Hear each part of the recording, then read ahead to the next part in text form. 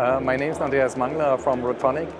I would like to thank you, DFI and Intel, for this fantastic demonstration. We are a broadline distributor, and we are covering the whole product portfolio in terms of power electronics. But now we have the possibility and the opportunity to show also the new devices from DFI, the displays, but also the Intel-based topology here. There's a big advantage, of course, when we are using the Intel portfolio, because we have not such the multiple CPUs, MPU, and MCU world inside the charging station. Especially on the back side, you find a digital signage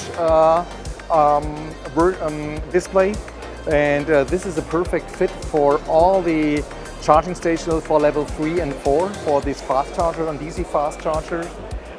So I'm absolutely convinced that these are new opportunities in this charging environment, and also new opportunities in this market. So thanks to different features, we have the cameras, we have the microphone, the speakers inside. We have the opportunity, of course, also to add RealSense cameras from Intel in this application. So there's a variety of opportunities which we're covering for this upcoming market.